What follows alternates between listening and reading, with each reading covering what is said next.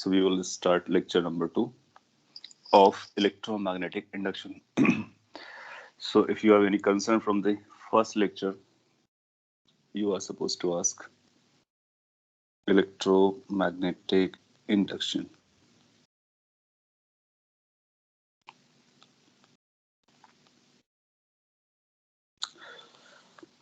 एक बार मैं समराइज कर देता हूँ. लास्ट क्लास में हम लोगों ने क्या लर्न किया था. जो इम्पोर्टेंट पॉइंट लर्न किए थे, those were magnetic flux phi, and this magnetic flux is defined as integration b dot ds or dA. फिर दूसरा इम्पोर्टेंट पॉइंट लर्न किया था कि अगर किसी भी क्लोज सरफेस से अगर आप फ्लक्स को मेजर करना चाहते हो, that means integration b dot ds की वैल्यू या dA की जो वैल्यू होती है क्लोज्ड लिमिट पर, वो हमेशा 0 होती है. इसी को गॉस लॉ ऑफ मैग्नेटिज्म कहते हैं, मैग्नेटिक फील्ड कहते हैं. Then after we learned important law that's called Faraday's law.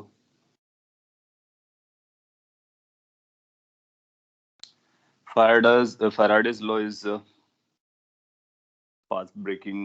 ये भी काफी important और path breaking law था, जिसने ये relate किया कि इलेक्ट्रिक फील्ड और मैग्नेटिक फील्ड में आपस में क्या कनेक्शंस रहते हैं. आगे चल करके आपको और क्लियर होगा.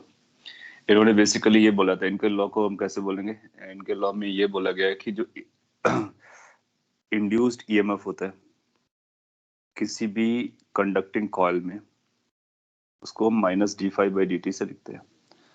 दैट मीन्स उस पर ईएमएफ तभी इंड्यूस्ड होगा कंडक्टिंग कॉइल पर जब उससे पास होने वाला फ्लक्स टाइम के साथ चेंज करेगा, और उसकी वैल्यू इस तरह से बताई जा सकती है. इस ई को हम लोग इंड्यूस्ड ईएमएफ बोलते हैं because it is coming because of induction,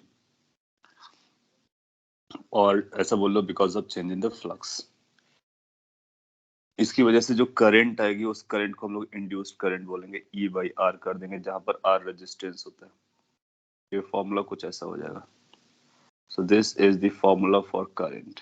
कौन सी करंट है? इंड्यूस्ड करंट है. ये वो करंट नहीं है जो हम लोग पहले पढ़ रखे थे. ये करंट जो आ रहा है वो इंडक्शन की वजह से आ रहा है. हालांकि करंट वही है, करंट चार्ज के मूवमेंट से ही है, लेकिन चार्ज का मूवमेंट मैग्नेटिक फील्ड के वेरिएशन की वजह से हो रहा है या फिर फ्लक्स के चेंज की वजह से हो रहा है. इसके बाद में एक और लॉ पढ़ा था जिसको हम लोग लेंज लॉ कहते हैं.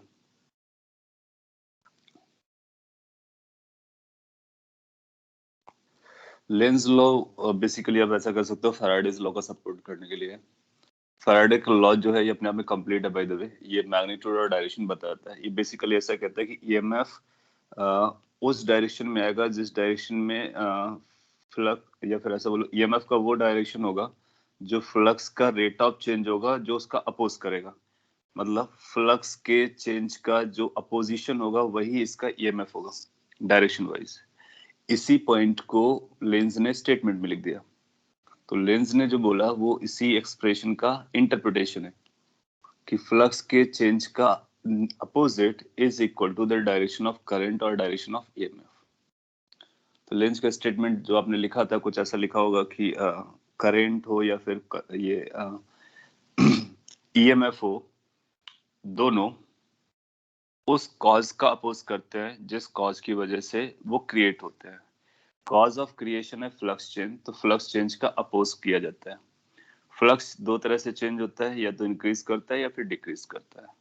तो हम लोगों ने इसको कंक्लूड ऐसे किया था, मैं कंक्लूजन लिख रहा हूँ, स्टेटमेंट पहले लिख दिया गया है. अगर इफ फ्लक्स इज इंक्रीजिंग, तो पहले आप आइडेंटिफाई करोगे कि क्या फ्लक्स बढ़ रहा है, ठीक है. देन करंट के दो ऑप्शंस में से उस ऑप्शन को चूज करेंगे जो इस फ्लक्स को काउंटर कर रहा हो, फ्लक्स के इंक्रीज को काउंटर कर रहा हो, यानी फ्लक्स को डिक्रीज कर रहा हो. तो देन इंड्यूस्ड करंट, मैं सिंप्लीफाइड वर्जन में लिख रहा हूं, देन इंड्यूस्ड करंट डिक्रीजेस पाई. तो जो ओरिजिनल फ्लक्स था उस फ्लक्स को डिक्रीज करने का काम करता है. इसका मतलब है कि इंड्यूस करंट की वजह से जो फील्ड है फ्लक्स आना चाहिए, that should be opposite to the original flux. दूसरा इसी का वर्जन था, if phi is decreasing short में मैं लिख रहा हूँ। देन इंड्यूस्ड करंट, इसके कई सारे एग्जांपल पिक करेंगे तो आपको और क्लियर हो जाएगा। अभी पहले स्टेटमेंट को डाइजेस्ट करने की कोशिश करो या याद रखने की कोशिश करो। देन इंड्यूस्ड करंट इस तरह से चलती है कि वो इस फ्लक्स के चेंज को अपोज करती है। फ्लक्स के चेंज को अपोज करने का मतलब हुआ फ्लक्स इज डिक्रीजिंग, तो डिक्रीज का अपोज करेगी, तो मतलब फ्लक्स को बढ़ाने की कोशिश करती है। That induce current increases the flux. So इन दो पॉइंट से अपना आंसर डायरेक्शन का आ जाया करेगा। और अगर आप मैथमेटिकल इंटरप्रिटेशन जानते हो तो यहीं से भी इंटरप्रेट कर सकते हो, फ्लक्स के चेंज के अपोजिट, दैट्स ऑल। d∅dt होता है चेंज इन फ्लक्स, माइनस मतलब अपोजिट, तो फ्लक्स के चेंज के अपोजिट डायरेक्शन में उसको लगाना होता है। उसी को लेंज लॉ ने स्टेटमेंट से इलेबोरेट कर दिया। तो जब हम लोग यहाँ से डायरेक्शन निकाल रहे होंगे तो यहाँ से केवल मैग्नीट्यूड निकालेंगे और इसकी मॉड वैल्यू कंसीडर करना स्टार्ट कर देंगे, करंट की भी मॉड वैल्यू लेना स्टार्ट कर देंगे, तो उसका मैग्नीट्यूड हो जाएगा। डायरेक्शन अपने को पता चल गया तो मैग्नीट्यूड और डायरेक्शन दोनों नोन हो जाएगा। और अगर आप एक साथ बताना चाहते हो तो माइनस लेकर के बता दो, उसमें मैग्नीट्यूड और डायरेक्शन दोनों इन्वॉल्व होंगे। कई बार वो डायरेक्शन अलग से पूछता है, मैग्नीट्यूड अलग से पूछता है, तो अकॉर्डिंगली बता दे। इतना हम लोगों ने लास्ट क्लास में लर्न किया है। अब आज का एजेंडा क्या है? आज हम लोग लेंज लॉ के कुछ प्रैक्टिसेस करेंगे, फैराडेज लॉ की प्रैक्टिसेस करेंगे। तो इन ये दोनों जो कंबाइंड है एक दूसरे से मैच करते हैं, इनकी प्रैक्टिस करेंगे। इसके बाद आगे बढ़ेंगे और भी इसके एप्लीकेशंस को देखेंगे। So let's take an example.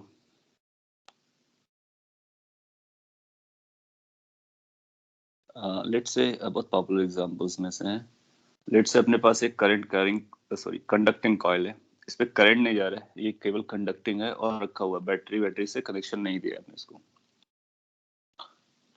तो इसको लिख देंगे दिस इज कंडक्टिंग कॉइल।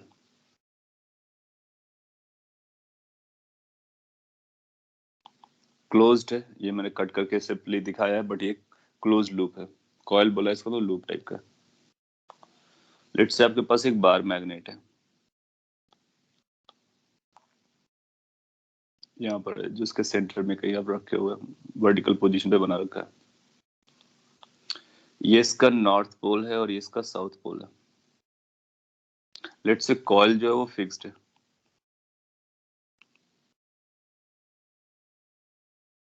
और इस बार मैग्नेट को आप मूव कराते हो, होल्ड करके मूव कराते हो। आप इसको डाउन साइड भी ले जा सकते हो, आप इसको अप साइड भी ले जा सकते हो, लेफ्ट राइट कहीं भी ले जा सकते हो, चॉइस आपकी।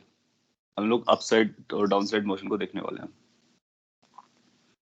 क्वेश्चन आपसे ये पूछा जाएगा, if find direction of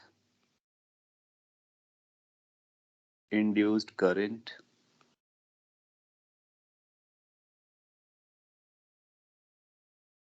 in the loop if bar magnet। अब बार मैग्नेट में हम कुछ कंडीशंस लगा रहे हैं और अपने को पता करना है डायरेक्शन। पहला पार्ट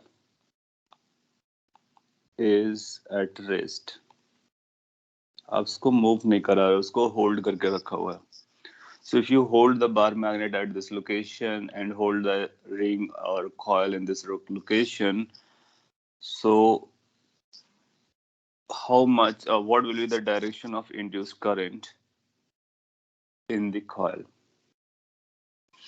तो पहले आपको ये चेक करना पड़ेगा कि क्या करंट फ्लो करेगी भी या नहीं। अगर करेगी तो फिर डायरेक्शन वाली बात आएगी।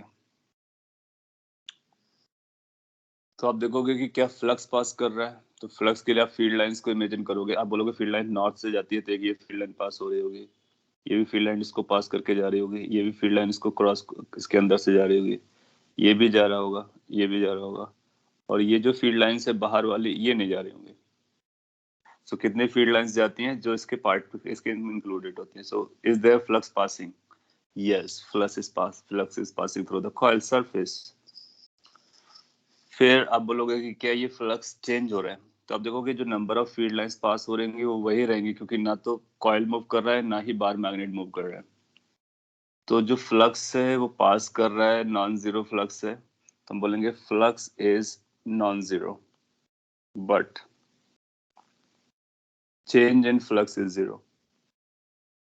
मतलब नॉन जीरो में वो कांस्टेंट था। इसका मतलब इंड्यूस्ड ईएमएफ कितना आएगा? Induced EMF will be zero, hence current will be zero, that means no current will be induced. So अगर आप रिलेटिवली मूव नहीं करेंगे तो जो भी फील्ड लाइंस पास कर रहे होंगे वो फील्ड लाइंस वही रहेंगे और फ्लक्स वही रहेगा, so there will be no change in the flux, hence no EMF. वो सिंपल सा ऑब्वियस पॉइंट था, ये चेक कराने के लिए क्या फ्लक्स पास करता है या नहीं। दूसरा, if bar magnet is moved downwards, अगले क्वेश्चन में आप इसको डाउनवर्ड्स मूव कराते हो, बार मैग्नेट को नीचे की तरफ लेके आ रहे हो, तो आप पाओगे कि नंबर ऑफ फील्ड लाइंस जो लूप से पास हो रहे थे वो बदलना स्टार्ट हो जाएंगे। बदलना स्टार्ट हो जाएंगे तो फ्लक्स चेंज करेगा, फ्लक्स चेंज करेगा तो अपने को डायरेक्शन बतानी है एंटी क्लॉकवाइज। अब ये जो आपने एंटी क्लॉकवाइज बोला है, थोड़ा सा डेंजरस या लूज स्टेटमेंट है, तो उसको हम लोग कुछ ऐसा बोल लेते हैं कि लेट्स से यहाँ पर खड़े हुए ऑब्जर्वर के हिसाब से चेक करते हैं, लूप के साइड वाला ऑब्जर्वर किस तरह से पाएगा। अप साइड डाउन साइड से भी दे सकते थे, वो भी एक अच्छा तरीका था। तो लेट्स से कि जो ऑब्जर्वर है वो डाउन साइड कहीं खड़ा हुआ है, अच्छा अप साइड से बता सकते हो तब भी चलेगा, तो clockwise from up, down, anti clockwise from down, इस तरह से कुछ स्टेटमेंट दे सकते हो। तो लेट्स से कि अपने लिए ऑब्जर्वर को इसी को रिटेन कर लेते हैं। फ्रॉम अप बोल रहा है, ओके चलता है। सो अपने को कैसा आंसर देना है, लेट्स अंडरस्टैंड। इस केस में जब आप इसको डाउन साइड लेके आ रहे होगे तो आप पाओगे कि इस लूप से, यानी ये जो सरफेस है, ये सरफेस, इससे ज्यादा फील्ड लाइंस इंटरसेक्ट करके जाएंगी। क्यों? क्योंकि ये जो फील्ड लाइन अभी बाहर से निकल गया है, थोड़ा सा पास आएगा तो इनके बीच की दूरी कम हो जाएगी, तो वो भी फील्ड लाइंस उसमें इंक्लूड हो जाएगी। और जब फील्ड लाइन इंक्लूड हो जाएगी इसका मतलब है फ्लक्स बढ़ रहा है। तो ये कौन सा केस है? फ्लक्स बढ़ने वाला केस है, सिंस फ्लक्स इज इंक्रीजिंग। इसका मतलब है कि इंड्यूस्ड करंट इस तरह से आने चाहिए कि वो फ्लक्स को काउंटर करे। फ्लक्स को काउंटर करने का मतलब ये हुआ कि फ्लक्स अब इंड्यूस करंट का ऊपर की तरफ जाना चाहिए, और अगर ऊपर की तरफ फ्लक्स जाएगा यानी फील्ड भी इसकी ऊपर की तरफ जानी चाहिए। तो आपको इसमें इस तरह से करंट चलाना है कि फील्ड इसका अपवर्ड डायरेक्शन में हो। और हम लोग जानते हैं कि अगर इस तरह से करंट चलाएंगे तो फील्ड अपवर्ड डायरेक्शन में जाएगी, और अगर इस तरह से चलाएंगे तो डाउनवर्ड डायरेक्शन में जाएगी, राइट हैंड के हिसाब से। तो current should be moving in this fashion. अब इस फैशन को हम लोग क्या बोल सकते हैं कि अगर डाउन साइड से देखोगे तो आपको क्लॉकवाइज नजर आएगी, अप साइड से देखोगे तो एंटी क्लॉकवाइज नजर आएगी। वो आप ओरिएंट करके देख सकते हो। तो anti clockwise from up side correct है, क्लॉकवाइज फ्रॉम डाउन डाउन से करेक्ट है, हम बता सकते हैं। तो पॉइंट है इसकी, अगर एक कॉइल, कंडक्टिंग कॉइल लो, आप एक सिंपली बार मैग्नेट लो और आप क्या करो, बार मैग्नेट को मूव करना स्टार्ट करो, तो आप देखोगे कि कॉइल में करंट चलना स्टार्ट हो जाएगी। तो करंट को प्रोड्यूस करने का ये भी एक तरीका है अपार्ट फ्रॉम बैटरी और सेल। तो करंट जिस तरह से बताया गया हम बता सकते हैं। सो आई शुड डिक्रीज और शुड बी अपोजिट टू 5।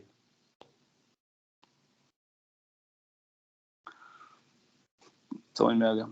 और अगर आप इसको ऊपर ले जाएंगे, इज मूव्ड अप, जिसको अपवर्ड मूव कराओगे तो आप देखोगे कि फील्ड लाइंस कम होना स्टार्ट हो जाएंगी, तो फ्लक्स हमारा डिक्रीज करेगा। तो डिक्रीज करने के लिए, फ्लक्स को सपोर्ट करने के लिए फ्लक्स इधर आना चाहिए, तो रिवर्स डायरेक्शन में आ जाएगी। दैट मीन्स जो अभी बताया था उसका रिवर्स हो जाएगा।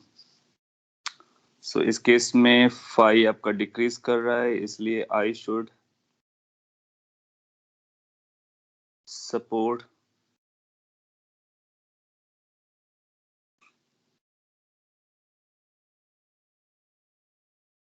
should be supporting in same direction basically. Answer हो जाएगा जो पहले आया था उसका रिवर्स हो जाएगा। यस, उसका रिवर्स कर देंगे। तो आप बोलोगे डाउन साइड से वो एंटी क्लॉकवाइज दिखेगा, अप साइड से क्लॉकवाइज दिखेगा। समझ में आ गया?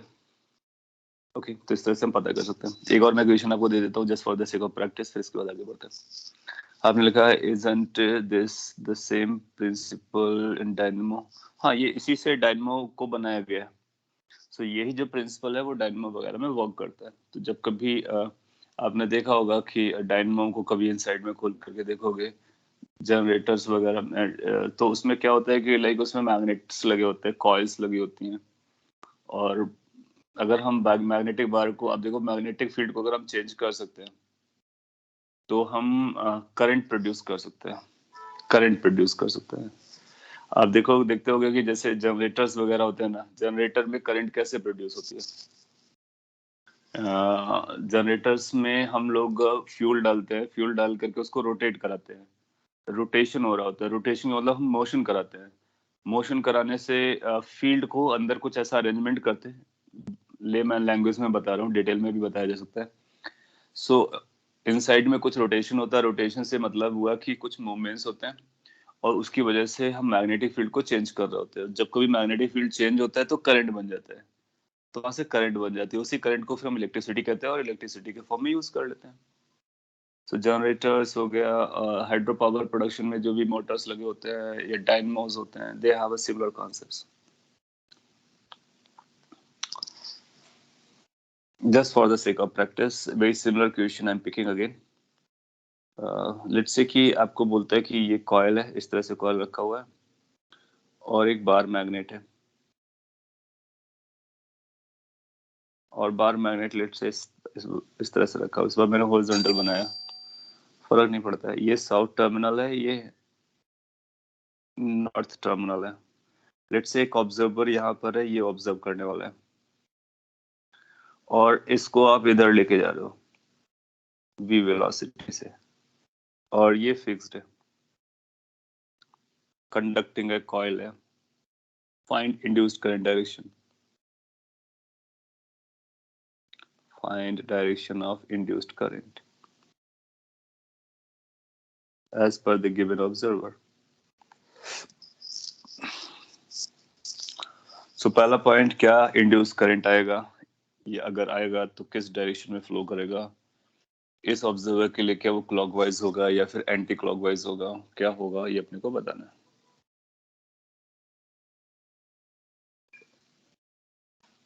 है। Anti clockwise, okay, anti clockwise. सभी लोगों को यहाँ पे अपना अटेंशन देना है और लगाना, ट्राई करना है, आंसर देने की कोशिश करनी है, क्योंकि जब आप आंसर देते हो तो आपके इनसाइट की चीजें बाहर आती है। दैट मीन्स आप करेक्ट हो या इनकरेक्ट हो, बोथ बेनिफिट्स। सो कैसे आइडिया लगाएंगे? फील्ड लाइन को ड्रॉ करो, फील्ड लाइंस इस तरह से जाती हुई नजर आएंगी।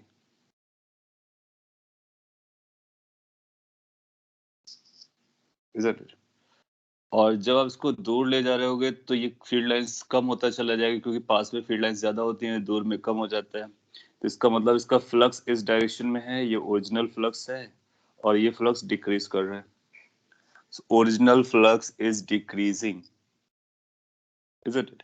तो अगर हमारा फ्लक्स डिक्रीज कर रहा है तो इंड्यूस करंट ऐसा आना चाहिए जो फ्लक्स की डायरेक्शन में आएगा। तो induce current should be having direction like this, इधर इंड्यूस मैग्नेटिक फील्ड आनी चाहिए। और अगर हम इस तरह से लाना चाहते हैं तो आपको करंट इस सेंस में रन करानी पड़ेगी।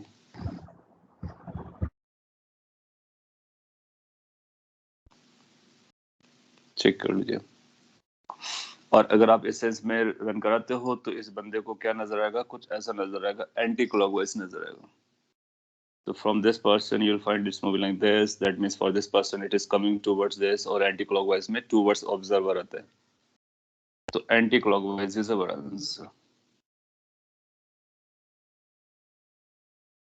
Anti-clockwise, correct. और इसको मतलब आप समझ सकते हो। तो मैग्नेटिक फील्ड लाइंस आप ड्रॉ कर सकते हो, चेक कर सकते हो whether they are increasing or decreasing. If increasing, then what to do. If decreasing, then what to do. And that's what the lens loss is. Okay. So ये हो गया आपका लेंस लॉ। एक और एग्जांपल कर लेते हैं जिसमें फैराडे और लेंस दोनों को यूज कर लेंगे और फाइनल आंसर आ देंगे। लेट्स से कि आपके पास ये एक कॉइल है जिसकी रेडियस आर है और एक यूनिफॉर्म मैग्नेटिक फील्ड भी लगाया गया है, यूनिफॉर्म है।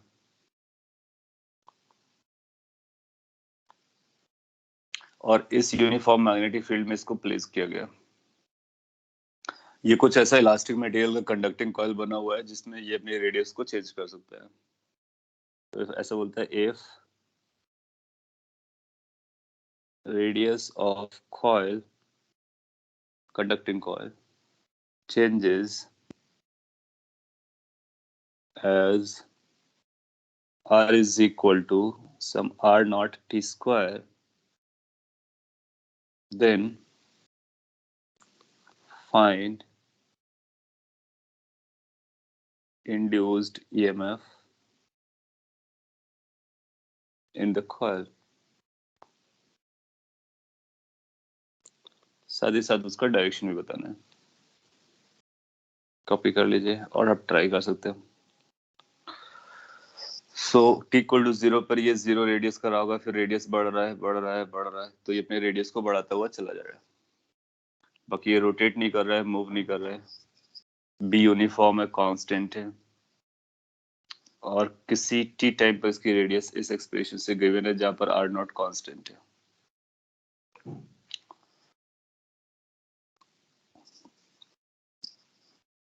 तो आप उसी रूटीन के हिसाब से काम करेंगे। पहले फ्लक्स पता करेंगे। यूनिफॉर्म के लिए फ्लक्स आता है b इंटू ए इंटू कॉस थीटा। एक सिंगल टर्न है तो n टर्न्स हैं तो अब कैपिटल N लगा देंगे।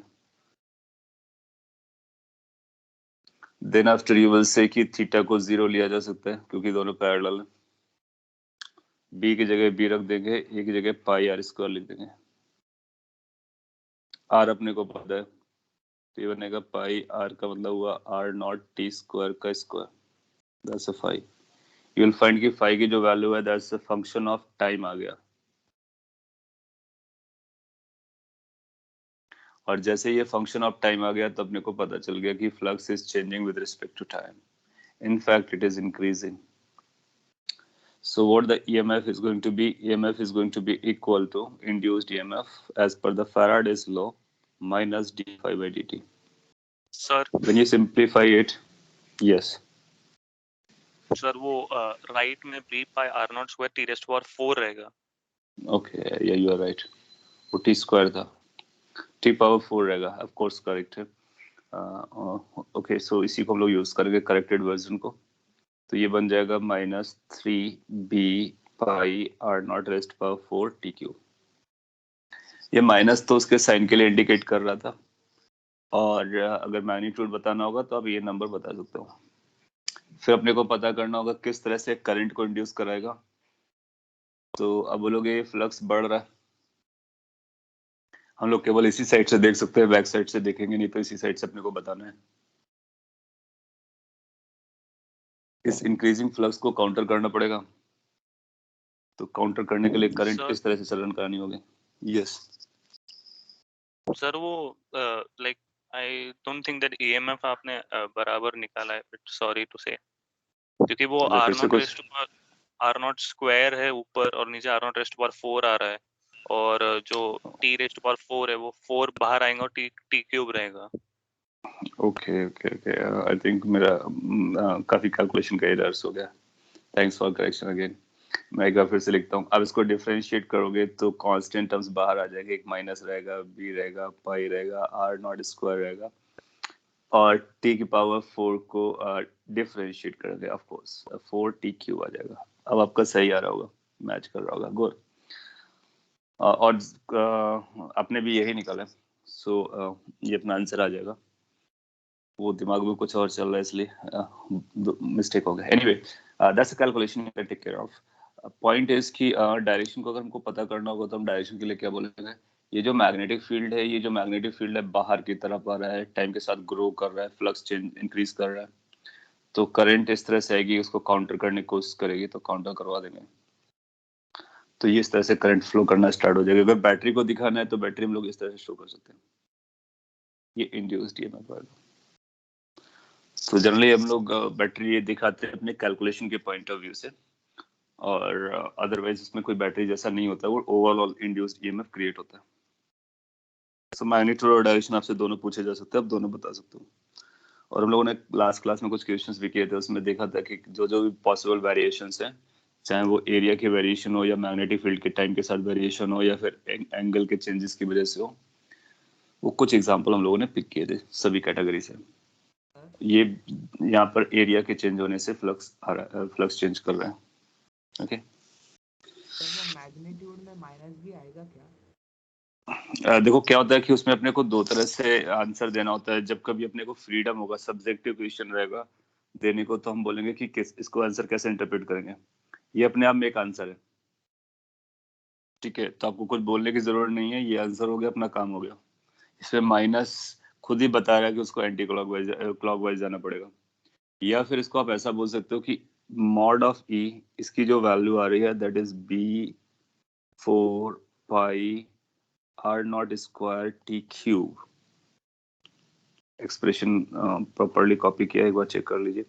सो ये इसका ईएमएफ हो जाएगा, और किस सेंस में लगा होगा, जैसा पिक्चर में दिखाया गया। दिस उसके साथ आप ये बता दीजिए कि क्लॉकवाइज करंट लेके जाएगा। So, दोनों अपने आंसर्स हैं, दोनों को मतलब ये एक पूरा सेट आंसर को बताएगा और ये अकेले अपना आंसर बता देगा। सो अगर ऑप्शन में अपने को ये दिया गया, हम इसको मार्क कर देंगे, और ऑप्शन में इस फॉर्म में देगा तो इसको मार्क कर देंगे। दो में से कोई एक फॉर्म देगा, वो बता देंगे। हाँ, थोड़े से ओपन माइंडेड भी रहना है। सपोज कर लीजिए उसने ये ऑप्शन नहीं दिया और केवल ये दिया, डायरेक्शन नहीं बोला, तब भी हम इसको मार्क कर देंगे, क्योंकि उसने ये नहीं दिया, इसका मतलब है वो केवल मैग्नीट्यूड के बारे में बात करना चाह रहा है। आपके दिमाग में ऐसा आ सकता है कि दोनों दिए होंगे तो फिर हम क्या करेंगे, तो वो पहली बात तो दोनों देगा नहीं। दूसरी बात, अगर दोनों देगा तो हम माइनस के साइन वाला जो प्रॉपर फॉर्मूले से आंसर आ रहा है उसको लगाएंगे। उसको लगाने में अपने को ये भी ध्यान देना होगा कि एरिया को हमने प्रॉपरली चूज किया या नहीं। तो या तो वो एरिया के चूज करने में आपको हेल्प करेगा कि कौन सा एरिया चूज करना है। अगर उसने आपको एरिया को चूज करने में हेल्प कर दिया तो आप इस फॉर्मूले से आगे जाइए, जो आंसर आ रहा है वो लगा दीजिए। और अदरवाइज वो आपको एक ऑप्शन देगा तो जो भी ऑप्शन देगा उसको मार्क कर देने का। आपको ये समझ में आ रहा होगा कि यहाँ पर एक पॉइंट होता है कि हम एरिया को कैसा ले सकते हैं। एरिया को इस प्लेन के परपेंडिकुलर लेना है, तो वो बी के पैरेलल तो आएगा, क्या वो सेम डायरेक्शन में या अपोजिट डायरेक्शन में, ये डिफर कर सकता है। तो जब वो क्लियर कर देगा किस डायरेक्शन में, तो फिर साइन भी क्लियर हो जाएगा। आपने पूछा can I repeat how is it clockwise. Okay, तो मैं रिपीट कर देता हूँ। फ्लक्स आपने निकाला, फ्लक्स की वैल्यू आप ध्यान से देखो क्या आ रही है, π r0। ये जो भी नंबर है, बस अपने को ये देखना क्या ये नंबर कांस्टेंट है, यस। क्या वेरिएबल है, t। और हम लोग जानते हैं t बढ़ता है या कम होता है, तो टाइम तो बढ़ता है। सो जीरो से ऑनवर्ड टाइम इंक्रीज करता है। तो यहाँ से अपने को एक पॉइंट पता चल रहा है कि फ्लक्स जो है ना वो इंक्रीजिंग नेचर का है। अगर फ्लक्स इंक्रीजिंग नेचर का है तो भी जो हम लोगों ने स्टेटमेंट लिखा था लेंस का, बस उसी को यूज करना है। करंट इस तरह से आनी चाहिए कि इस फ्लक्स के अपोजिट आए, यानी कि करंट की जो मैग्नेटिक फील्ड आनी चाहिए वो जिस डायरेक्शन में ये फ्लक्स जा रहा है उसके अपोजिट है। अच्छा, ये फ्लक्स किस डायरेक्शन में जा रहा है, बी आउटवर्ड है, तो ये जो फ्लक्स है वो आउटवर्ड डायरेक्शन में है। इसको अगर आपको काउंटर करना है तो इंड्यूस्ड वाला किधर आना चाहिए, इंड्यूस्ड वाला इनवर्ट्स आना चाहिए। और इनवर्ट्स मैग्नेटिक फील्ड लाने के लिए करंट कैसी चलानी पड़ेगी, करंट अपने को क्लॉकवाइज चलानी पड़ेगी। तो इस तरह से हम कैलकुलेशंस को करते हैं और उसके बेसिस पर डिसाइड करते हैं। ओके, अगर आपको लेंस लॉ समझ में आ गया तो माइंडेड की काफी बड़ा पॉइंट आपको समझ में आ गया, और ये आगे काम आने वाला है। इस पे कई सारे क्वेश्चंस बनाए जा सकते हैं। हम लोग थोड़ा सा और आगे बढ़ते हैं और एक इसी से मिलता जुलता पॉइंट है उसको समझते हैं। इसको हम लोग इंड्यूस्ड ईएमएफ बोलते हैं, जो भी हम लोगों ने पढ़ा है। अगले को हम लोग मोशनल ईएमएफ नाम से जानेंगे। Motional EMF.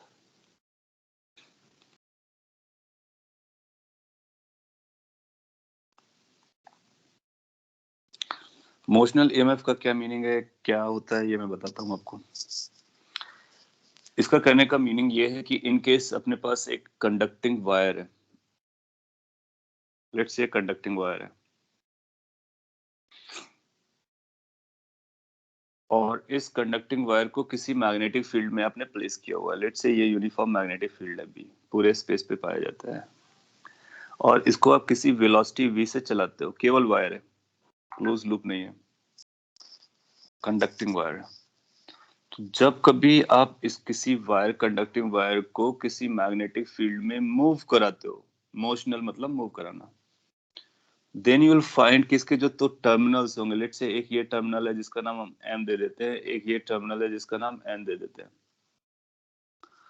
तो इन दोनों टर्मिनल्स के बीच में पोटेंशियल डिफरेंस क्रिएट हो जाता है। दैट मीन्स ये रॉड या वायर एक बैटरी जैसा काम करना स्टार्ट होता है, और अगर आप इसको कनेक्ट करोगे किसी से तो एक सर्किट बना सकते हो, रेजिस्टेंस और something like that. So EMF is created across the terminals of a conducting rod or wire when this wire is moved in a magnetic field. So this EMF which is created across the terminals is known as motional EMF, because this EMF is coming due to motion of the conductor. कैसे आता है EMF, कितना आता है EMF, ये अपने कुछ questions हैं जिनको हम लोग अभी डील करने वाले हैं। तो मैं इसको लिख देता हूँ लैंग्वेज में। कैसे लिख सकते हैं? We can write when a conducting wire or rod, a conducting rod लिख देता हूँ मैं, वायर भी लिखा जाएगा तो भी चलेगा। So when a conducting rod is moved in a magnetic field,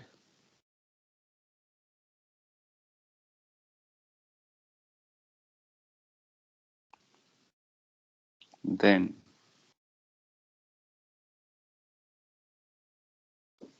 EMF is created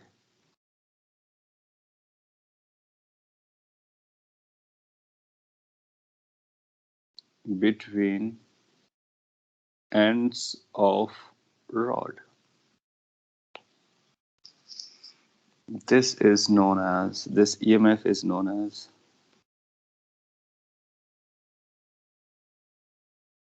motional EMF.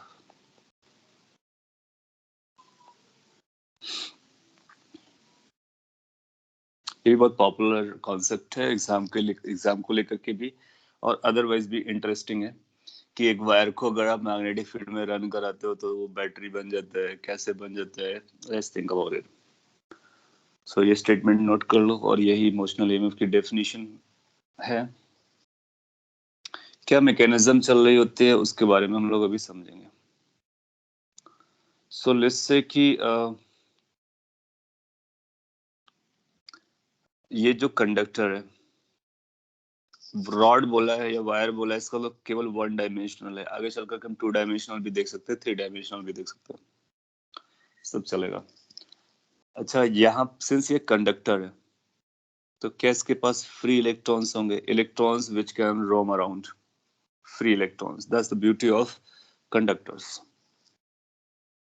ये इलेक्ट्रॉन है, अगर आप रॉड को मूव करा रहे हो v वेलोसिटी से, तो इफेक्टिवली क्या हम ऐसा कह सकते हैं कि इलेक्ट्रॉन को आप v वेलोसिटी से मूव करा रहे हो। इलेक्ट्रॉन रैंडमली तो मूव कर ही रहे होंगे, साथ ही साथ इफेक्टिवली वेलोसिटी उनके पास v आ जाएगी।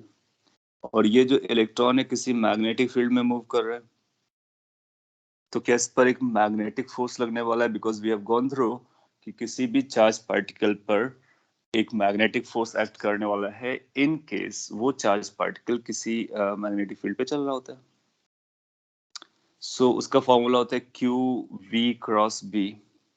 अब मैं डायरेक्टली फोर्स बना रहा हूं। वो जो क्यू वी क्रॉस बी का फोर्स है उसकी डायरेक्शन क्या होगी, क्या हम डिसाइड कर सकते हैं? ऑफ कोर्स कर सकते हैं। v क्रॉस b करोगे तो अपवर्ड आएगा, तो upward will be the direction of v cross b। लेकिन ये इलेक्ट्रॉन है, नेगेटिव होता है, तो इस पर फोर्स इधर लगना स्टार्ट करेगा, कौन सा? EVB का, EVB का। मैंने डायरेक्टली लिख दिया है क्योंकि V और B के बीच का एंगल कितना चल रहा है, 90 डिग्री। तो क्रॉस प्रोडक्ट में sin 90 आएगा, जिसकी वैल्यू 1 हो जाएगी। डायरेक्शन यहाँ से डिसाइड कर लिया। बेसिकली ये मैग्नेटिक फोर्स है जो इलेक्ट्रॉन्स पे लगने वाला है, इस इलेक्ट्रॉन पर। तो इफेक्टिवली इस इलेक्ट्रॉन पर एक फोर्स नीचे की तरफ लगा, मैग्नेटिक फोर्स। इस मैग्नेटिक फोर्स ने क्या किया, इस इलेक्ट्रॉन को यहाँ पर ला दिया, क्योंकि वो मूव कर सकता है। ये जो मैग्नेटिक फोर्स है केवल एक ही इलेक्ट्रॉन पर नहीं एक्ट कर रहा है, it is acting on all the electrons which are moving with velocity v। That means all the free electrons will be moving. तो जितने भी फ्री इलेक्ट्रॉन्स होंगे सबको वो यहाँ पे एक्युमुलेट करने की कोशिश करेगा। तो आप पाओगे कि जो नेगेटिव चार्ज होगा वो यहाँ पर एक्युमुलेट करेगा, और equivalent positive charge will be accumulating over here, क्योंकि यहाँ से इलेक्ट्रॉन की डिफिशियंसी हो जाएगी। तो जहां पर इलेक्ट्रॉन की डिफिशियंसी होती है that is positive charge. So you will realise कि इस इलेक्ट्रॉन पर फोर्सेस ऐसे लग रहे थे और इलेक्ट्रॉन को इधर लेकर के यहाँ एक्यूमुलेट कर दिया, प्लस हो गया। आफ्टर सर्टेन टाइम जब यहाँ पर कुछ सिग्निफिकेंट चार्जेस आ जाएंगे तो आप पाओगे कि ये प्लस क्यू का एक्यूमुलेशन हो गया, ये माइनस क्यू का एक्यूमुलेशन हो गया। तो जब 2 पॉइंट चार्ज होते हैं, एक प्लस क्यू होता है, एक माइनस क्यू होता है, तो वहां पर एक फील्ड आ जाती है, इलेक्ट्रिक फील्ड आ जाएगी। इसको हम इंड्यूस्ड इलेक्ट्रिक फील्ड बोल सकते हैं, इलेक्ट्रिक फील्ड बोलेंगे। ये इलेक्ट्रिक फील्ड आ गई चार्ज की वजह से, और ये जो इलेक्ट्रिक फील्ड है वो प्लस चार्ज से माइनस चार्ज की तरफ एक्ट करने वाली है। अब कोई जो इलेक्ट्रॉन बचा होगा उस इलेक्ट्रॉन पर एक तो ये फोर्स डाउन साइड लगेगा ही लगेगा, साथ ही साथ इलेक्ट्रोस्टैटिक का फोर्स लगेगा। यू नो कि इलेक्ट्रोस्टैटिक का जो फोर्स होता है वो Q इंटू ई होता है। ई की डायरेक्शन में होता है depending upon Q। Q positive होगा तो ई की डायरेक्शन में, अदरवाइज ई के अपोजिट। ये इलेक्ट्रॉन है, नेगेटिव है, तो इसमें जो इलेक्ट्रोस्टैटिक फोर्स लगेगा वो ऊपर की तरफ लगना स्टार्ट हो जाएगा। तो इस पर बाद में एक और फोर्स आ जाएगा जो कि ऊपर की तरफ हो जाएगा, और ये इलेक्ट्रोस्टैटिक फोर्स होगा। इसका वैल्यू कितना होगा, E into E. Now, electrons will be keep on accumulating at the downside. Positive charge will keep on accumulating in the upward direction, upside, till these two forces have become identical. तो पहले ये force लगेगा magnetic वाला, वो क्या करेगा, वो charge को अकुमुलेट करेगा जिससे फील्ड आएगी। चार्ज और अकुमुलेट करेगा तो फील्ड की वैल्यू और बढ़ेगी। फील्ड की वैल्यू बढ़ती रहेगी जिससे ये फोर्स बढ़ना स्टार्ट हो जाएगा। जब this force will become equal to this force, then you will find कि अब ये इलेक्ट्रॉन पर फोर्स बैलेंस हो गया है। तो अब कोई अगर यहाँ पर इलेक्ट्रॉन था तो वो अब ना तो नीचे जाएगा ना ही ऊपर जाएगा। साथ ही साथ ये भी इलेक्ट्रॉन है, ना तो ये ऊपर जाएगा ना ये फर्दर नीचे जाएगा। इसका मतलब है now equilibrium situation has been arrived. ये बहुत शॉर्ट टाइम पे आता है, बट डिटेल में कुछ ऐसा चल रहा होता है। जब ये इक्विलिब्रियम आ जाएगा तो हम लोग क्या बोलने वाले हैं, तो हम ऐसा बोलने वाले हैं कि at equilibrium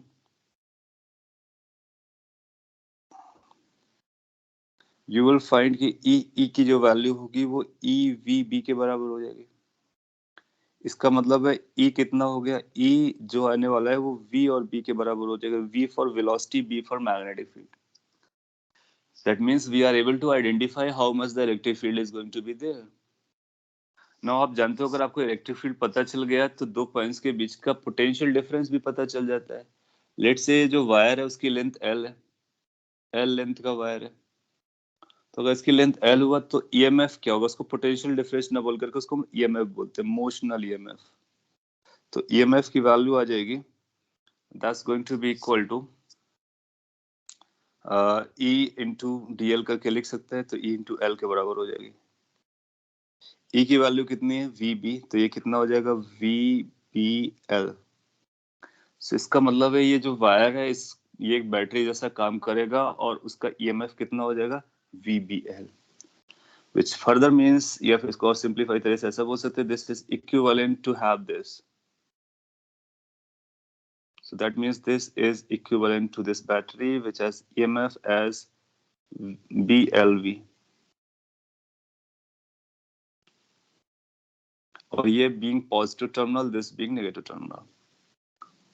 So a moving conducting wire in a magnetic field behaves like a battery and the battery has a value BLV in what condition? In the condition when V and B are perpendicular as well as V and L are perpendicular. That means B, L and V all three are mutually perpendicular. तो जब कभी आपको magnetic field, velocity और length mutually perpendicular दिए होंगे, उस condition के लिए आप वायर को एक बैटरी से रिप्लेस कर सकते हो कभी भी. कॉपी कर लीजिए. और ये कॉन्सेप्चुअल पॉइंट्स हैं जिसको इलेबोरेट कराने की जरूरत हो तो बोल सकते हो. अदरवाइज जब कभी ऐसी सिचुएशन होगी तो आप इसको रिप्लेस कर लोगे. यस सर, अगर लाइक एक एंगल पे रहा वी और पी, तो उस समय भी बैटरी बनेगा क्या? सिर्फ कम मैग्नीट्यूड की बनेगी? बिल्कुल बनेगा. और कितना बनेगा वो हम लोग अभी जनरल फॉर्मूला निकालेंगे. ये एक पर्टिकुलर एग्जांपल मैंने लिया है. पर्टिकुलर एग्जांपल मतलब जब तीनों आपस में परपेंडिकुलर हो. वो इसलिए कि ताकि समझाना थोड़ा सा आसान था. और अभी हम एक जनरल फॉर्मूला बना लेंगे जिसमें ये इनके बीच का कोई भी एंगल क्यों ना हो, हम बता सकते हैं कि कितना ईएमएफ क्रिएट होगा. और अगर नहीं होगा तो हम ये भी बता पाएंगे कि इस समय कोई भी ईएमएफ नहीं आ रहा है. Okay, anything else if you have in mind?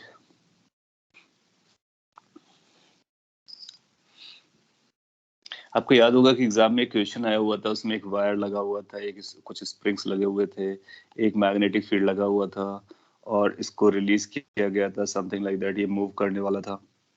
मैंने आपसे बोला था कि उसको बोनस किया था और कि थोड़ा सा एक्स्ट्रा हो गया. एग्जैक्टली सेम सिनेरियो है. वो जो वायर था और यहाँ पर कुछ कैपेसिटर लगा था, स्विच लगा था, आपको अगर याद आ रहा हो तो ये जो वायर है ना, उस वायर को हम किससे रिप्लेस कर देंगे? एक बैटरी से रिप्लेस कर देंगे. That's done. एक कैपेसिटर की एक बैटरी बन जाएगी, सर्किट बन जाएगा. उस पर कितना बैटरी चल रहा होगा? BLV के हिसाब से. हाँ, वेलोसिटी अगर हमारा कांस्टेंट होगा तो ईएमएफ कांस्टेंट होगा. वेलोसिटी वेरी करेगा तो ईएमएफ वेरी करेगा. अब आप उस क्वेश्चन को ट्राई कर सकते हो.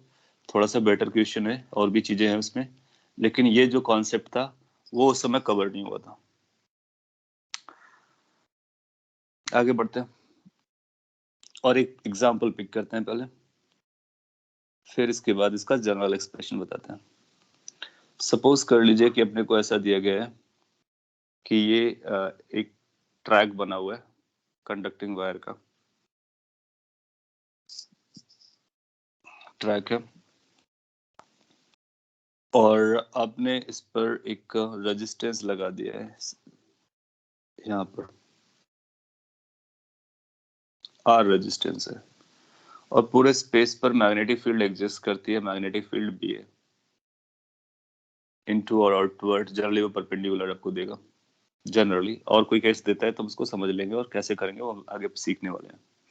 लेट्स से कि रेल्स के बीच का या ट्रैक के बीच का जो गैप है वो L है और एक कंडक्टिंग वायर है जो स्लाइडर के फॉर्म में इसके ऊपर रखा हुआ है. जैसे स्लाइडर, इसकी इफेक्टिव लेंथ L ही है और ये स्लाइडिंग का के लिए बना रखा है सो दैट कि ये इजीली इधर स्लाइड कर सकता है, इधर स्लाइड कर सकता है. थोड़ा सा मैं एक स्टेप आगे जाकर क्वेश्चन पूछ लेता हूँ, चेक करता हूँ कि क्या पुराने कॉन्सेप्ट से लिंक करा पाएंगे.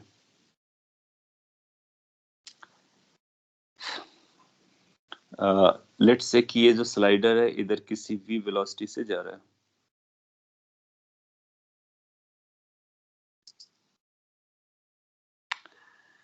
अपने को पता करना है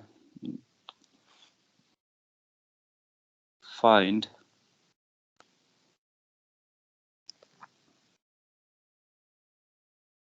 acceleration of slider. Basically wire है या फिर रॉड, आप समझ सकते हो. क्वेश्चन मैंने एक स्टेप आगे बढ़ा दिया और अपने को ये पता करना है कि जो स्लाइडर है इसका एक्सेलरेशन क्या होगा. अपने को क्या क्या गिवन है? अपने को R गिवन है, B गिवन है, V गिवन है, L गिवन है. और ये टॉप व्यू है, मतलब हॉरिजॉन्टल प्लेन पर ये स्टोरी हो रही है. मतलब ग्रेविटी जो है इनटू द स्क्रीन है, तो ग्रेविटी का अपना कोई खास रोल नहीं है. फ्रिक्शनलेस है, sliders are frictionless. So ideal situation है, नो फ्रिक्शन और ग्रेविटी इनटू द स्क्रीन है. मैं 1 मिनट का पॉज करता और आप लोग ट्राई कीजिए और एक्सप्रेशन एक्सीलरेशन का निकालना है, इसको अपने को एक्सीलरेशन तक जाना है। वायर का अगर मास की अपने को जरूरत पड़ेगी, बिल्कुल पड़ेगी, तो एक और पैरामीटर लगेगा मास। m is the mass of the wire, उसको आप ले लीजिए। और ये जो स्लाइडर्स है वो फिक्स्ड है, स्मूथ है।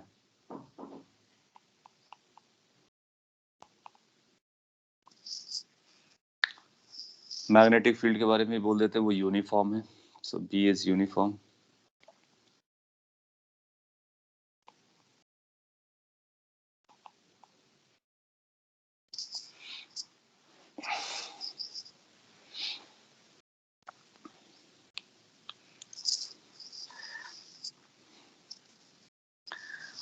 थोड़ी सी हिंट दे सकते हैं अगर आप चाहें तो। अब देखोगे कि ये मोशनल ईएमएफ जो आपने पढ़ा है, वो मोशनल ईएमएफ की वजह से एक ईएमएफ आएगा, फिर आपको एक सर्किट नजर आएगा, उस सर्किट की वजह से उस पर करंट आएगी, करंट की वजह से करंट कैरिंग कंडक्टिंग वायर बनेगा, और वो मैग्नेटिक फील्ड पर है तो उस पर एक फोर्स एक्ट करेगा, और once you got force you can get acceleration. एक आंसर आया है B V L square B square by R into M in the left. Okay, आप कनेक्ट कर पा रहे हो। आंसर कैसा भी हो हम लोग चेक कर लेंगे। सो ये जो मैंने अभी आइडिया बताया इसी को कॉपी करते हैं। तो मैं अभी एक्सप्लेन कर रहा हूँ, आपने ट्राई किया, कर पाए, और जो भी स्टेटस रहा हो आपका। Now you need to think और फॉलो दिस। क्या ये कंडक्टिंग वायर है? यस। क्या किसी वेलोसिटी से मूव कर रहा है? यस। क्या किसी मैग्नेटिक फील्ड में है? यस। क्या मैग्नेटिक फील्ड वेलोसिटी और लेंथ आपस में परपेंडिकुलर है? यस। ये लेंथ है, length is perpendicular to velocity and B is perpendicular to both, that means all three are mutually perpendicular. जब कभी ये म्यूचुअली परपेंडिकुलर होते हैं तो इसमें प्लस माइनस बनेगा, यानी ये बैटरी बन जाएगी। तो ये इफेक्टिवली बैटरी जब बनेगी तो आप देखोगे कि कौन सा पॉजिटिव होगा, कौन सा नेगेटिव टर्मिनल होगा, कैसे पता करते हैं? आप एक इलेक्ट्रॉन को इमेजिन करो, वेलोसिटी इधर दो और मैग्नेटिक फील्ड को देखो, तो इसमें V क्रॉस B के बाद इलेक्ट्रॉन का साइन लेने के बाद पता चलेगा इसमें मैग्नेटिक फील्ड नीचे लगा होगा। तो अगर इसमें मैग्नेटिक फील्ड का फोर्स नीचे एक्ट किया है, इसका मतलब ये नेगेटिव टर्मिनल रहा होगा, ये पॉजिटिव टर्मिनल है। दैट मीन्स इसमें जो ईएमएफ आएगा कुछ ऐसा आ जाएगा, ये हायर टर्मिनल को होगा और ये लोअर टर्मिनल को होगा। ये ईएमएफ लगेगी, ये BLV की बैटरी हो जाएगी, और इस BLV की बैटरी की वजह से इस पे करंट जाने वाला है। अब वो जो करंट होगा वो हम लोग कैलकुलेट करने वाले हैं। बाकी सभी के रेजिस्टेंस को इग्नोर करके चलेंगे। ऑफ कोर्स आइडियलिस्टिक कंडीशन में मान के चलते हैं कि बाकी सारे सुपर कंडक्टर टाइप है, मतलब उनका रेजिस्टेंस 0 है। एक मिनट, इसका बैटरी डाउन हुआ है तो चार्ज कनेक्ट कर देता हूँ।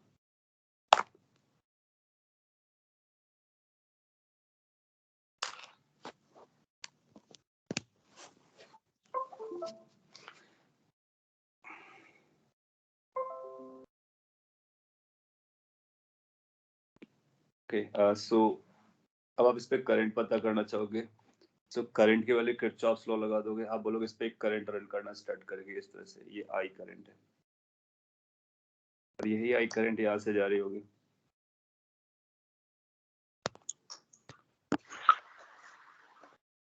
देन यू विल फाइंड कि ये जो आई करंट है इसको हम कैलकुलेट कर सकते हैं। कैरवी से जो आई करंट आने वाला है वो EMF डिवाइड बाय रेजिस्टेंस होगा। EMF कितना लग रहा है? BLV का लग रहा है, रेजिस्टेंस कितना है? R है। इनकी न्यूमेरिकल वैल्यू देकर के आपसे न्यूमेरिकल क्वेश्चन पूछ लेगा। अब अपने को पता चल गया इसमें कितना करंट चल रहा है और किस डायरेक्शन में चल रहा है, वो भी पता चल गया। देन आफ्टर आप देखोगे ध्यान से तो आपको इस तरह से कंडक्टिंग वायर दिखाया गया है, स्लाइडर है जो बेसिकली, और इस पर ये करंट जा रही आई। क्या ये मैग्नेटिक फील्ड पर है? यस, यूनिफॉर्म मैग्नेटिक फील्ड पर रखा हुआ है। और इसकी लेंथ कितनी है? इसकी लेंथ भी अपने को पता है, L है। तो एक पुराना कॉन्सेप्ट हुआ करता था कि जब कभी आई करंट फ्लो करती है किसी L लेंथ के वायर से, B यूनिफॉर्म होता है, तो हम उसका फॉर्मूला जानते हैं फोर्स। तो मैग्नेटिक फोर्स का फॉर्मूला हुआ करता था integration I dl cross B। फिर बी यूनिफॉर्म केस में उसको हम आइडियल लिख लेते थे, तो ये बन जाएगा I into L into B. L का मतलब एल आएगा और एल और बी के बीच का एंगल 90 डिग्री है, तो फिर ये आई एल बी का फोर्स हो जाएगा। किधर लग रहा होगा? क्रॉस प्रोडक्ट बताता है, तो क्रॉस प्रोडक्ट के हिसाब से डीएल हमारा इधर था और बी अंदर की तरफ है, डीएल क्रॉस बी करोगे तो इधर आएगा। इसका मतलब इस पे जो मैग्नेटिक फोर्स आ रहा है वो इस डायरेक्शन में आ रहा है, क्योंकि ये मूव किधर कर रहा था? इस डायरेक्शन में। इसका मतलब जो ए आएगा वो एक्सेलरेशन नहीं होगा, रादर वो रिटार्डेशन होगा। नाउ अगर अपने को फोर्स पता चल गया तो ए की वैल्यू कितनी हो जाएगी, तो हम बोलेंगे जो एक्सेलरेशन या रिटार्डेशन है, तो ये रिटार्डेशन बोलेंगे, retardation is going to be F by M, that means it's going to be I L B divide by M. क्या हम आई की वैल्यू को बैक प्लेस कर सकते हैं? Of course. So this is going to be equal to BLV into L into B divided by M into R. So this A turn up as B square L square V divided by MR. और ये retardation है, ये भी हम बोल सकते हैं। That means आपसे एक थ्योरेटिकल क्वेश्चन पूछा जा सकता था कि इस वायर को रिलीज किया गया V वेलोसिटी से, तो बताइए कि इसकी वेलोसिटी इंक्रीज करेगी या डिक्रीज करेगी या कांस्टेंट रहेगी। तो हम बोलेंगे कि retardation is going to act, hence its velocity will be decreasing. Question आपसे ऐसा बोल सकता था कि बताइए कितने समय के बाद ये स्टॉप करेगा, या फिर कितना डिस्टेंस चलने के बाद ये स्टॉप करेगा, और समथिंग लाइक दैट, या कितने टाइम के बाद ये करंट जीरो हो जाएगी। फिर जब ये स्टॉप करेगा तो उस समय वेलोसिटी खत्म हो जाएगी, वेलोसिटी गया तो बीएलवी की बैटरी चला जाएगा, बैटरी चला गया तो करंट चला जाएगा, तो ये परमानेंटली स्टॉप हो जाएगा। ये भी एक्सपेरिमेंटली घर पे या लेबोरेटरी पे इजीली किया जा सकता है। एक रेजिस्टेंस लगा करके एक वायर को रख करके, मैग्नेटिक फील्ड को रख करके कोई वेलोसिटी दीजिएगा वायर में, तो आप देखोगे वायर थोड़ी दूर जा करके रुक जाता है। इसका मतलब वेलोसिटी आपने दी थी, रुक जाता है, that means there must have been a force, और फोर्स की कैलकुलेशन हम लोग यहाँ से कर सकते हैं। कॉपी कर लीजिए। और ये एग्जाम के लिए इसलिए पॉपुलर है कि इसमें बहुत सारे कॉन्सेप्ट्स को इन्वॉल्व किया जा सकता है, काइनेमेटिक्स को, डायनेमिक्स को, फ्रिक्शन भी लगा सकता है, तो और भी ज़्यादा कॉम्प्लिकेशंस कर सकता है। फिर इसके साथ करंट इलेक्ट्रिसिटी भी है, मैग्नेटिज्म भी है, तो मल्टी कॉन्सेप्चुअल क्वेश्चन बन जाता है। इसके आगे क्या करना है वो क्वेश्चन पे डिपेंड करेगा। वेलोसिटी पूछता है, आपसे पूछता है कि कितने डिस्टेंस बाद स्टॉप करेगा, तो ये वेरिएबल एक्सीलरेशन है, माइंड इट, ये वेरिएबल एक्सीलरेशन है, डिपेंड्स ऑन v। तो इसको हम किससे रिप्लेस कर देंगे? यहाँ पर एक को हम लिख सकते हैं v dv by dx। अगर अपने को पता करना है कितने डिस्टेंस के बाद स्टॉप करेगा, तो एक को v dv by dx से रिप्लेस कर दो, फिर इंटीग्रेट कर लो। टाइम पूछता है तो dv by dt से रिप्लेस कर लो, टाइम बता दो। और भी कुछ पूछता है तो आप जानते हो कि क्या करना होता है।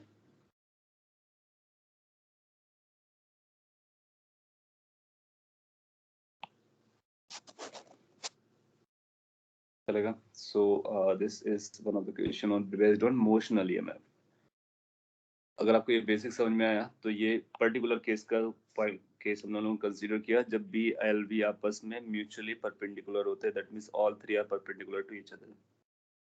जैसा कि आपने पूछा, हम इस वायर को इस तरह से वेलोसिटी दे सकते थे, या फिर मैग्नेटिक फील्ड 90 ना लगा कर किसी एंगल पे लगा सकते थे। सो उस जनरल केस में क्या होगा, तो हम लोग जनरल इक्वेशन बना देते हैं।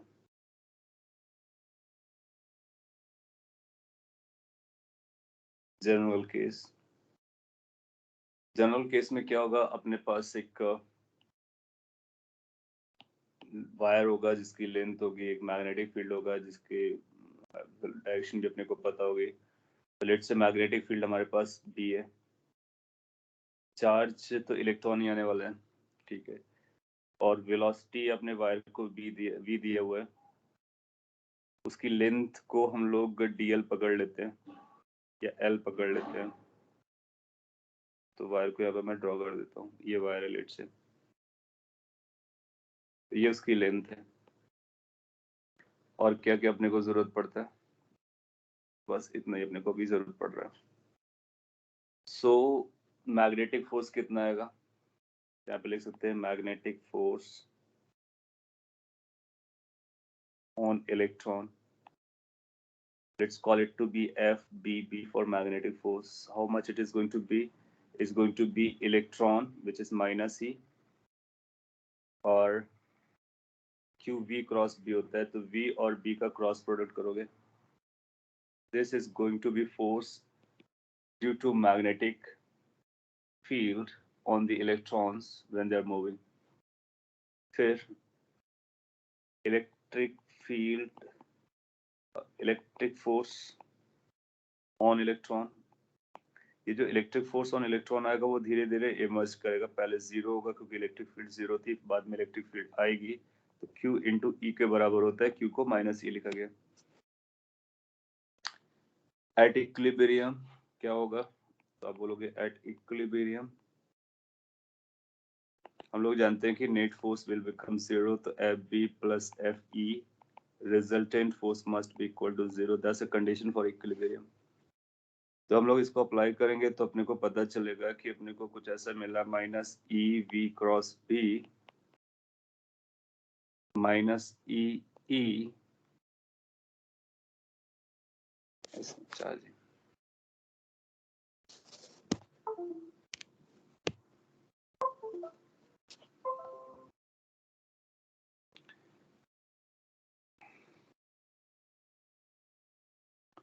Okay, let me carry with this. It should run till then.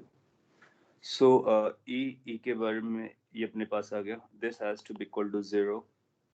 Vector, null vector basically. So this becomes equal to E is equal to, and you'll find कि माइनस माइनस कैंसिल हो जाएगा, एक minus जरूर आएगा, V cross B आएगा. EV में क्या actual relation आता है वो यहाँ से देखा जा सकता है. So actual relation is this. This will let us know what is going to be the magnitude of E, what will be the direction of E. Both it can be calculated using this. अच्छा, अगर ये electric field आ रहा है, EMF को हम लोग क्या लिखते हैं? EMF is equal to work done per unit charge होता है. Work done per unit charge. तो motional EMF. ये जो मोशनल EMF आएगा, that is defined as, EMF की डेफिनेशन कभी ना कभी हम लोगों ने पढ़ी थी, that is work done per unit charge. So अगर Q चार्ज को मूव कराने में वर्क डन हुआ है, उसी को हम पता करते हैं. ठीक है, जो इलेक्ट्रॉन यहाँ पे रहा होगा, इस इलेक्ट्रॉन को यहाँ तक बुलाया गया होगा या फिर चार्ज को मूव कराया गया होगा. तो अगर हम DL लेंथ लेते हैं, DL लेंथ, तो DL लेंथ में वर्क डन कितना आता है? F डॉट DL बोल सकते हैं, इलेक्ट्रोस्टैटिक का work done. F dot DL divide by Q. F को क्या लिख सकते हैं? QE dot DL divide by Q. इस तरह से हम बात कर सकते हैं. सो ये E DL के बराबर आएगा, उसके बाद उसको इंटीग्रेट कर देंगे.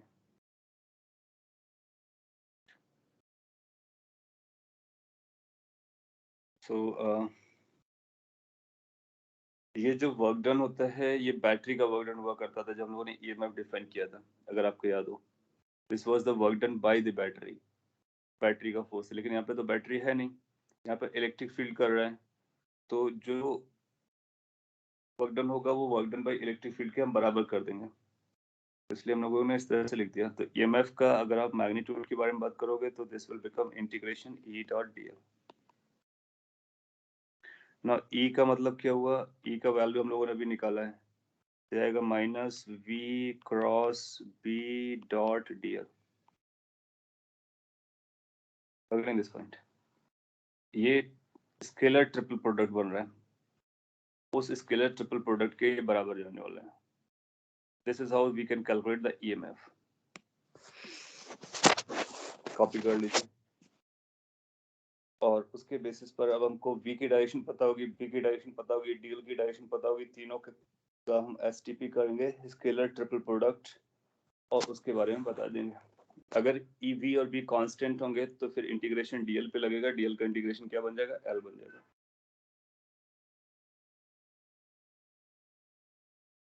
कई बार इसको हम लोग DE लिख लेते हैं, डिफरेंशियल EMF, तो फिर इंटीग्रेट नहीं लगाते हैं, तो फिर इस टर्म को लिख सकते हैं.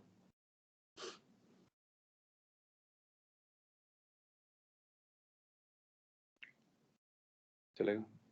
हम इसको इस तरह से भी लिख सकते हैं, DE का जो वैल्यू आएगा, DE is going to be equal to minus V cross B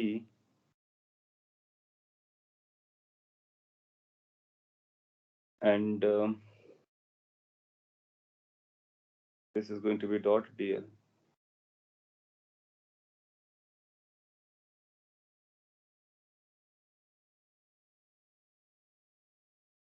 और इसके बेसिस पर अपना हम आंसर दे सकते हैं। ये अपने लिए DE आ गया। एक बार DE आ गया तो फिर हम E निकाल सकते हैं। अभी आप ध्यान से अगर ऑब्जर्व करोगे तो आपको पता चलेगा अगर V और B और L तीनों म्यूचुअली परपेंडिकुलर होंगे तभी ये VBL बनेगा। अगर V और B परपेंडिकुलर हुए तो ये साइन 90 बनाएगा। फिर ये जो वेक्टर आएगा वो V और B के परपेंडिकुलर आता है, इसको मतलब L के पैरेलल आएगा। तो L के पैरेलल में cos 0 बनेगा, इसलिए इसकी वैल्यू VLB के बराबर होती है। स्केलर ट्रिपल प्रोडक्ट कभी हम लोगों ने पढ़ा होगा, उसी से लिंक्ड है। मैग्नीट्यूड हम निकाल सकते हैं अलग से, डायरेक्शन हम चार्जेस के साइन को देकर के निकाल सकते हैं। तो इसका एक एप्लीकेशन देखते हैं तो आपको समझ में आएगा एग्जाम्पल के तौर पे।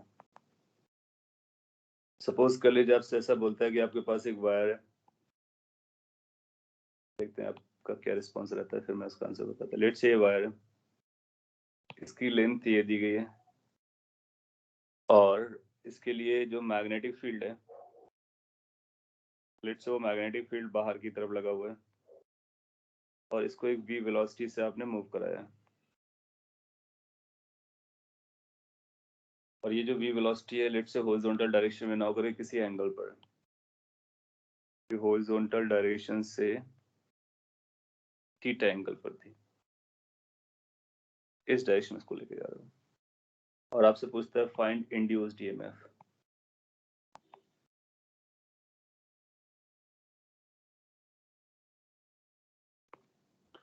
तो अपने पास दो ही पॉइंट हैं, या तो फिर इसको सिंपलीफाई कर सकते हैं या फिर हमने जो पहले लर्न किया है इसके कंपोनेंट कर लीजिए, वी के एक ये कंपोनेंट ये के कंपोनेंट, तो उसके बेसिस पे डिसाइड कर लीजिए, या आई कैप जे कैप के कैप से भी कर सकता हूँ। तो ये ड्रॉ कर लो, पता करो, और तब तक मैं आपको प्रीवियस स्लाइड भी दिखा देता हूँ। Here's the previous slide.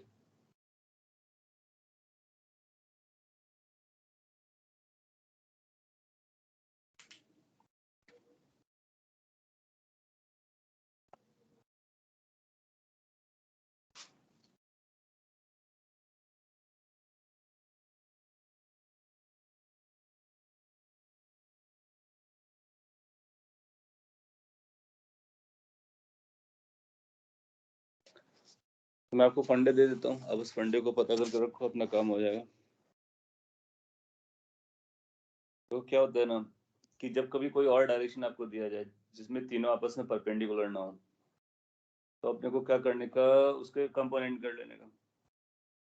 एक ये कंपोनेंट आएगा, एक ये कंपोनेंट आएगा। ये v cos थीटा को इंडिकेट करेगा, ये v sin थीटा को इंडिकेट करेगा। और आप देखोगे कि अगर आप v sin थीटा देखोगे तो इसकी डायरेक्शन l की डायरेक्शन के पैरेलल हो जाएगी। तो जब कभी एसटीपी होता है, स्केलर ट्रिपल प्रोडक्ट होता है, तो कोई भी दो वेक्टर पैरेलल होता है ना तो वो जीरो हो जाता है।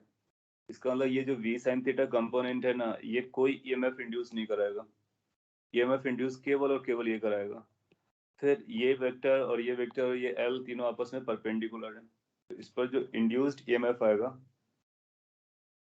उसको हम लोग लिख सकते हैं B L into V cos theta, answer होगा। तो इस तरह से हम बता सकते हैं। इसका मतलब मेरे को क्या करना है, तीनों को परपेंडिकुलर कंपोनेंट्स देखने हैं। अगर पूरा का पूरा है तो तीनों को मल्टीप्लाई कर देंगे, वरना बी वी एल के जो परपेंडिकुलर पार्ट्स होंगे, आप म्यूचुअल परपेंडिकुलर्स उनको मल्टीप्लाई कर देंगे, B B L cos theta के बराबर हो जाएगा। गुड। तो इससे एक और पॉइंट अपने को नोट करना हुआ कि जो parallel to the length vector होता है उसकी वैल्यू 0 होती है, या उसकी वजह से कोई ईएमएफ नहीं आता है। Yeah, somebody want to say something? V cross D के डायरेक्शन से उल्टा होगा क्या, माइनस? V क्रॉस मतलब डायरेक्शन नहीं, सॉरी, डायरेक्शन। आप इसको इसको इस पर्पस के लिए यूज करो कि आप इससे मैग्नीट्यूड निकालो, और डायरेक्शन निकालने के लिए हमको पता होता है कौन सा पॉजिटिव आएगा कौन सा नेगेटिव आएगा। जैसे आप अपने को पता करना है टर्मिनल कौन सा पॉजिटिव आएगा, You just imagine an electron, and electron is drifting in this direction, so V cross B is going to apply a force in upward direction. तो यहाँ पर जो नेगेटिव टर्मिनल आएगा वो ये होगा, पॉजिटिव टर्मिनल ये बनेगा. ईएमएफ में एक पॉजिटिव टर्मिनल होता है, एक नेगेटिव टर्मिनल होता है. उसको हम लोग इलेक्ट्रॉन के फोर्स, इलेक्ट्रॉन पे लगने वाले फोर्स से आइडेंटिफाई कर लेते हैं, और मैग्नीट्यूड हम लोग यहाँ से कैलकुलेट कर लेंगे. तो ये more suitable है for calculating the magnitudes and direction from here separately. जब कभी हमको पता होगा v की डायरेक्शन, तो हम इलेक्ट्रॉन पे लगने वाले इलेक्ट्रिक मैग्नेटिक फोर्स की डायरेक्शन पता कर लेंगे. जहां पर इलेक्ट्रॉन जाएगा वो नेगेटिव होगा, दूसरा डायरेक्शन पॉजिटिव हो जाएगा. पॉइंट ये कि अगर L की डायरेक्शन में B का कोई कंपोनेंट आएगा या B का कोई कंपोनेंट आएगा, तो उसका वो कंपोनेंट रोल प्ले नहीं करेगा, क्योंकि एसटीपी का मतलब होता है कि पैरेलल कंपोनेंट्स के लिए एसटीपी 0 हो जाता है. और भी एग्जांपल पिक करते हैं. इट्स हमारे पास कंडक्टिंग प्लेट है इंस्टेड ऑफ वायर, ऐसा. ये पूरा मेटालिक है. That means it is collection of wires, you can think of. और जो मैग्नेटिक फील्ड है, लेट्स उसको भी परपेंडिकुलर रखते हैं, ये मैग्नेटिक फील्ड है. इसको जो आपने वेलोसिटी दिया हुआ है, लेट्स से वो वेलोसिटी v दिया हुआ है थीटा एंगल पर.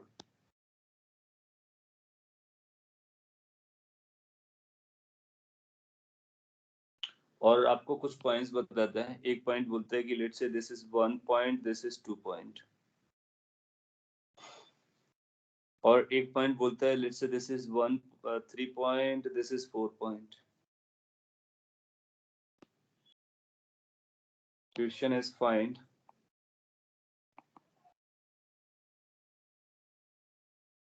induced EMF across number 1, 1 and 2, number 2, 3 and 4. तो आपसे बोल सकता है 1 और 2 के क्रॉस कितना EMF इंड्यूस्ड होगा, 1 और 2 के क्रॉस, और फिर 3 और 4 के क्रॉस कितना EMF इंड्यूस्ड होगा, अपने को पता करना है. सो क्या करने का, सेम लॉजिक को कैरी करने का. 1 और 2 के क्रॉस पता करना है, तो 1 और 2 के क्रॉस आप एक लाइन बना लो पहले. ये आपका 1 और 2 वाला लाइन हो गया. इसमें ये 1 टर्मिनल है, ये 2 टर्मिनल है. कौन सी वेलोसिटी आपको चाहिए, आपको वो वेलोसिटी चाहिए जो इसके परपेंडिकुलर चल रही हो. कौन सा मैग्नेटिक फील्ड चाहिए जो इसके परपेंडिकुलर चल रहा हो. तो यहाँ पर ईएमएफ इंड्यूस्ड हो जाएगा. ये पॉजिटिव जाएगा क्योंकि इससे पहले हम लोगों ने एग्जैक्टली यही किया हुआ है. ये नेगेटिव जाएगा. ये जो ईएमएफ आएगा इसको बोलेंगे ये 1-2 वाला है. ये कौन सा कंपोनेंट आएगा, v cos थीटा. तो यू विल से कि जो EMF across 1-2 आने वाला है, उसका जो मैग्नीट्यूड आएगा that is going to be BL. इसकी लेंथ वगैरह देगा, लेट्स से ये लेंथ L है और ये विड्थ B है.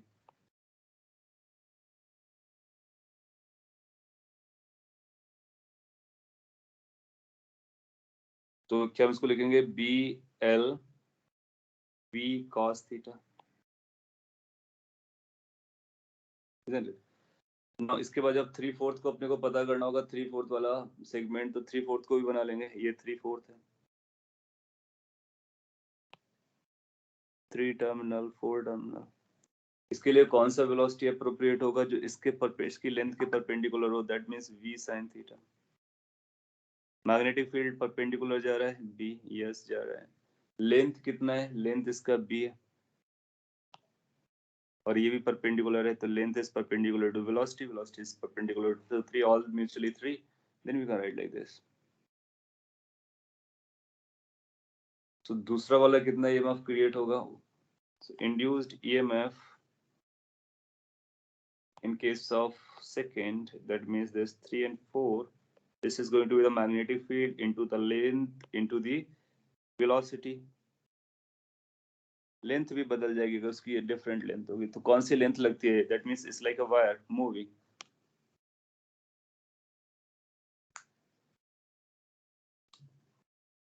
So they will become our answer. तो एक में v sin थीटा आएगा, एक में v cos थीटा आएगा, और एक में लेंथ l आएगी, और एक में लेंथ जो आने वाली है वो b आएगी। स्क्वायर होगा तो फिर दोनों में सेम लेंथ आ जाएगा ऑफ कोर्स। तो कोई भी दो टर्मिनल्स के बीच में आपसे पोटेंशियल डिफरेंस पूछा जा सकता है, कोई भी दो टर्मिनल्स के बीच में इंड्यूस्ड ईएमएफ, इसको पोटेंशियल डिफरेंस नहीं बोलते हैं। क्यों नहीं बोलते हैं उसको हम लोग आगे बोलेंगे। लूज सेंस में बोल सकते हैं बट एक्चुअल सेंस में नहीं बोलते हैं। इसको इंड्यूस्ड ईएमएफ बोलते हैं या फिर मोशनल ईएमएफ बोलते हैं। So motional EMF is going to be calculated like this. अब आपके पास कोई भी दो पॉइंट्स दिए होंगे, उनको ज्वाइन करके एक लेंथ बनाओगे, उस लेंथ के परपेंडिकुलर वेलोसिटी का कंपोनेंट पता करोगे, उन दोनों के परपेंडिकुलर मैग्नेटिक फील्ड का कंपोनेंट पता करोगे, और उसके बेसिस पर अपना आंसर दे दोगे। मैग्नेटिक फील्ड को भी परपेंडिकुलर होना चाहिए। एक और क्वेश्चन मैं आपको दे देता हूँ जिसमें मैग्नेटिक फील्ड की डायरेक्शन को वेरी कर देता हूँ, और आप बताना उस पर क्या आंसर आने वाला है। सो फिर ये इमोशनल के बेसिक क्वेश्चंस हो जाएंगे अपने, और जनरल फॉर्मूला के साथ हो जाएगा। Let's take one more example. ऐसा बोलता है आपके पास एक कंडक्टिंग वायर है जिसकी लेंथ l दी गई है और जिसकी वेलोसिटी इनटू द स्क्रीन है, और एक मैग्नेटिक फील्ड लगाया गया है जो कि यहाँ से बी है जो कि थीटा एंगल पर है हॉरिजॉन्टल डायरेक्शन से।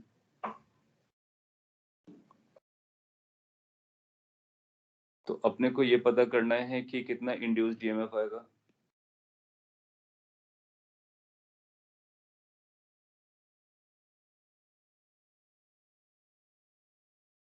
Find induced EMF. सो अब चाहो तो एल के कंपोनेंट कर लो या बी के कंपोनेंट कर लो, क्योंकि वी तो परपेंडिकुलर है ही दोनों के, बाकी दोनों को परपेंडिकुलर बनाना पड़ेगा। तो आप बी के दो कंपोनेंट करोगे, एक ये कंपोनेंट आएगा, एक ये कंपोनेंट आएगा। बी cos थीटा परपेंडिकुलर जा रहा है, बी sin थीटा पैरेलल जा रहा है। ये जो पैरेलल वाले कंपोनेंट होंगे वो क्रॉस प्रोडक्ट में जीरो हो जाएंगे, क्योंकि आप जानते हो कि एसटीपीपी में इसको ऑर्डर को हम बदल सकते हैं। तो जिस तरह से हमने वी को बी से क्रॉस किया है, आगे चलकर हम बी को एल से क्रॉस कर सकते हैं, एल को वी से क्रॉस कर सकते हैं, क्योंकि वो रोटेशन में वैलिड रहता है। तो पैरेलल वेक्टर्स का क्रॉस प्रोडक्ट जीरो होता है, इसलिए B sin theta will have no role to play, no role to play. Induced EMF can be directly said as B की जगह B cos थीटा, L की जगह पूरा L, V की जगह पूरा V, BLV की बैटरी लगा दो। और इसी को आप चाहो तो इस तरह से अपना cross product I cap J cap के कैप की डायरेक्शन देकर के सिंपलीफाई करोगे, तब भी आपको सेम आंसर मिलेगा। तो आप वहां से भी ट्राई करके देख सकते हो। Okay, so that was your motional EMF, कि मोशन की वजह से क्या ईएमएफ आता है। जिस तरह से मोशनल का ईएमएफ आता है, उसी तरह से हम रोटेशन की वजह से भी ईएमएफ निकाल देते हैं। उसको बोलेंगे ईएमएफ ड्यू टू रोटेशन।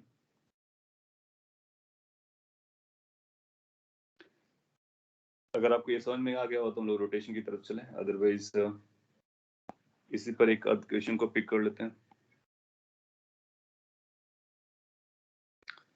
तो एक क्वेश्चन पिक कर लेते हैं, बिकॉज अभी अपना को इतना जल्दी में भी नहीं है और आपको थोड़ा सा टाइम मिल जाएगा डाइजेस्ट करने के लिए।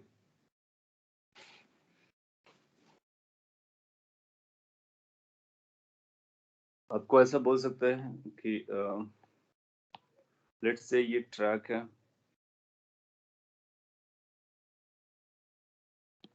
कंडक्टिंग वायर्स का बना हुआ है, रेजिस्टेंस निग्लिजिबल है। इसी ट्रैक पर आपने यहाँ पर एक कैपेसिटर लगा दिया है C, और इस पर एक कंडक्टिंग वायर रखा हुआ है, स्लाइडर। इसके ट्रेल्स के बीच का या ट्रैक के बीच का गैप L दिया गया है। मैग्नेटिक फील्ड यूनिफॉर्मली एग्जिस्ट करती है, को V वेलोसिटी दे देते हो।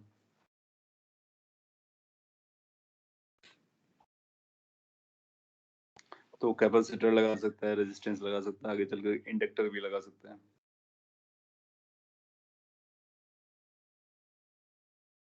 फिर आपसे पूछेगा कि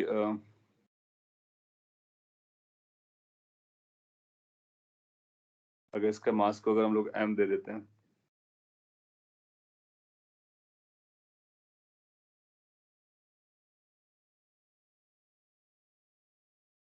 then it can be asked like find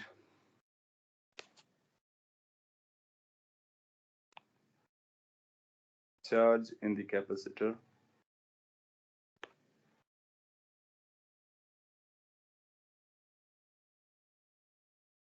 at any time t.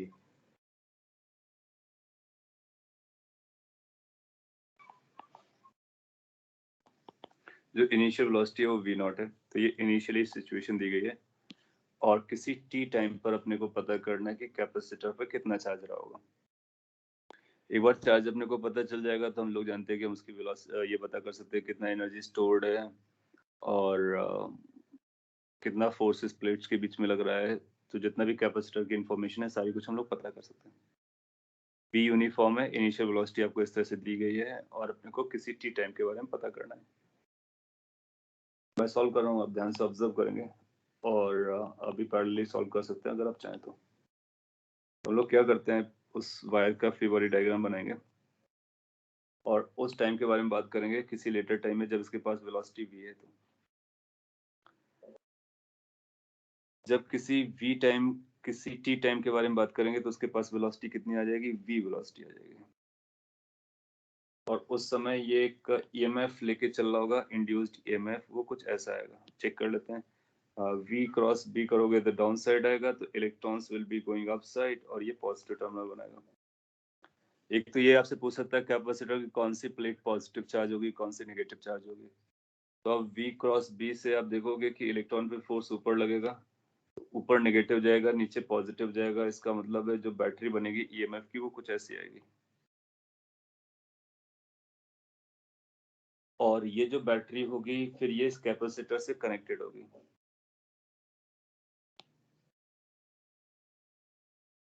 ये टी टाइम की स्टोरी है। आप पाओगे कि जो टी टाइम पर इसके पास कुछ चार्ज आया होगा क्योंकि करंट इस तरह से चल ही रहा था, तो टी टाइम की करंट को हम लोग आई एज्यूम कर लेते हैं। This would have been positively charge, this would have been negatively charged. कई बार एग्जाम में सिंपली ये पूछ लेता है कौन सा पॉजिटिव चार्ज होगा, कौन सा नेगेटिव होगा। इक्वेशन बना देंगे। क्या इक्वेशन बनेगी, किरचॉफ इक्वेशन। टी टाइम की बात हम लोग कर रहे हैं, ये किसी टी टाइम की स्टोरी है। सो किरचॉफ इक्वेशन विल से कि Q बाई C का जो वैल्यू होना चाहिए वो EMF के बराबर होना चाहिए। EMF कितना है, BLV है। Why BLV? क्योंकि B, L और V आपस में म्यूचुअली परपेंडिकुलर है। तो Q बाई C आ गया, तो Q की वैल्यू क्या हो जाएगी, C B L V। अब अपने को ये पता करना होगा कि ये V कितना है किसी t टाइम पर।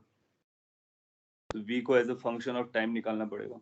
इनिशियल वेलोसिटी अपने को V नॉट दिया है, सो उसके लिए अपने को ये देखना पड़ेगा कि क्या इस पे कोई एक्सेलरेशन या फोर्स आएगा।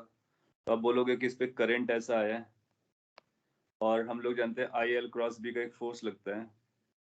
IL क्रॉस B, जब L क्रॉस B करोगे तो आपको पता चलेगा कि रिटार्डिंग फोर्स लगा होगा और उस रिटार्डिंग फोर्स की वैल्यू कितनी रही होगी। अभी थोड़ी देर पहले इक्वेशन किया था, तो फोर्स की वैल्यू आती है ILB।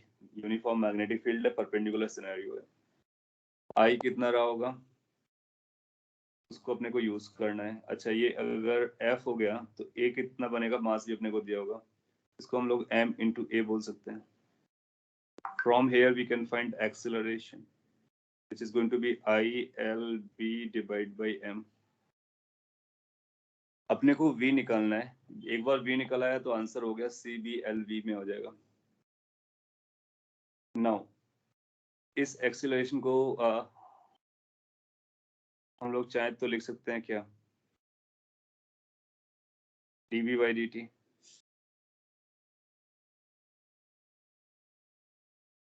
और बिल्कुल basically minus dV by dt,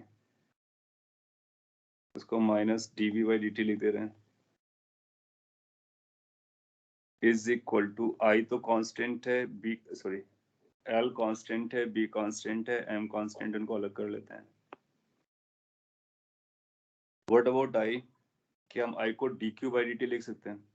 I can be written as dq by dt. So, जब हम लोग dq by dt लिखेंगे तो आप देखोगे dt से dt कैंसिल हो जाएगा, तो अपने पास कुछ ऐसा रिलेशन बनेगा, minus dv is equal to LB divide by M into dq.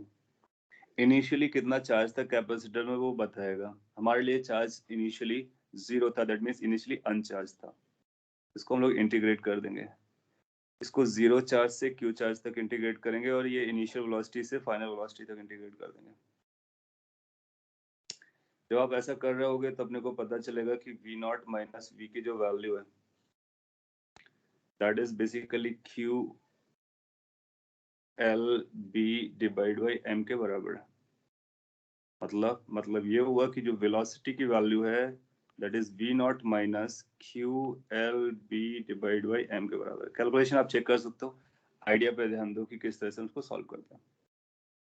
अब अपने को velocity as a function of time चाहिए था, लेकिन वो q के टर्म में आ रहा है. अपने को q चाहिए तो पता कर सकते हैं, तो इस q को आप वापस इस पे सब्स्टिट्यूट कर दो. जब आप q को इस पे वापस सब्स्टिट्यूट करोगे तो आपको q की वैल्यू पता चल जाएगी. सो q कितना हो जाएगा, आप v की वैल्यू को यहाँ पर सब्स्टिट्यूट करके पता कर सकते हो. और थोड़ा सा स्ट्रेंज मेरे को लग रहा है. स्ट्रेंज इसलिए लग रहा है क्योंकि इसमें t डिसअपियर हो गया है. इसका मतलब ये जो चार्ज है क्या वो इमीडिएटली आ जाएगा, और इसके बाद फिर ये इमीडिएटली चार्ज आने के बाद ये चार्ज कांस्टेंट रह जाएगा. ठीक है. So now you just put the value of v over there and find the value of q. Simplify कर सकते हैं. तो ये बन जाएगा q is equal to c b l v not minus l b by m into q, and you can take this q this side, collect q together and find q. That's your answer. मतलब हम यहाँ से q पता कर सकते हैं. और भी कुछ क्वेश्चंस पूछे जा सकते हैं, तो जब क्वेश्चंस आएंगे उसके हिसाब से हम लोग बात कर लेंगे. जैसे आपसे पूछा जा सकता है कि कितना एनर्जी स्टोर्ड होगा, तो q पता चल जाएगा, एनर्जी स्टोर्ड बता सकते हैं, और भी स्टोरी के लिए सॉल्व कर सकते हैं. तो क्या करेगा कि वो आपको एक मूविंग वायर देगा जिसकी वजह से आपको ईएमएफ निकालना पड़ेगा, इंड्यूस्ड ईएमएफ, मोशनल ईएमएफ जिसको हम लोग बोलते हैं. फिर उस सर्किट से करंट पता करेंगे. करंट के लिए किरचॉफ्स लगाना पड़ेगा. रेजिस्टेंस है तो ओम्स लॉ लगा सकते हैं. कैपेसिटर है तो ये और भी कॉम्प्लिकेट करना चाहेगा तो यहाँ पे एक रेजिस्टेंस लगा देगा, आरसी सर्किट बन जाएगा. लेकिन जनरली उतना कॉम्प्लिकेशंस नहीं देंगे. अगर कॉम्प्लिकेशन दिया फिगर में तो क्वेश्चन सिंपल कर देगा.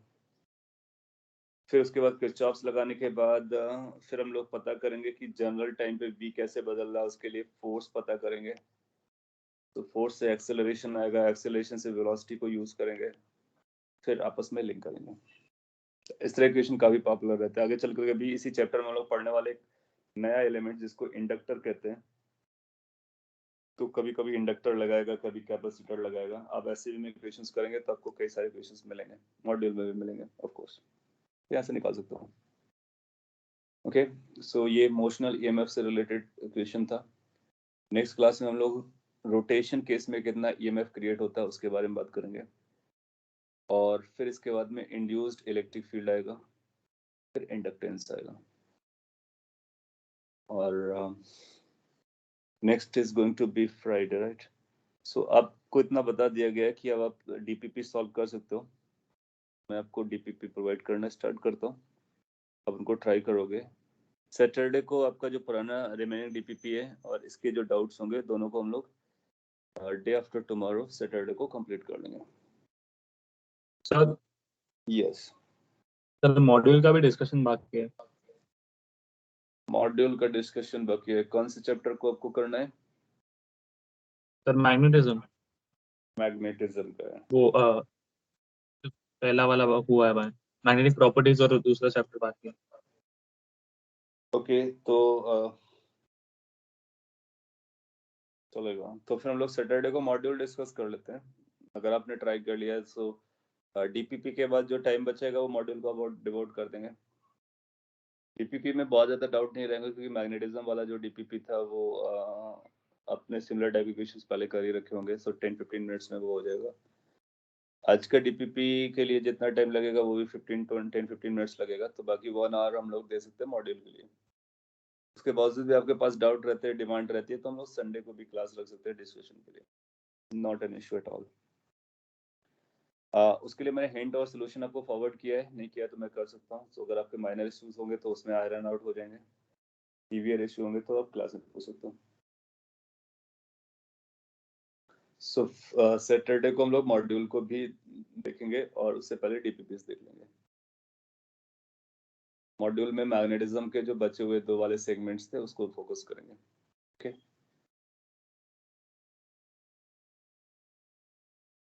Anything? Okay, if there's nothing, so that's all for the day. See you tomorrow. Thank you guys.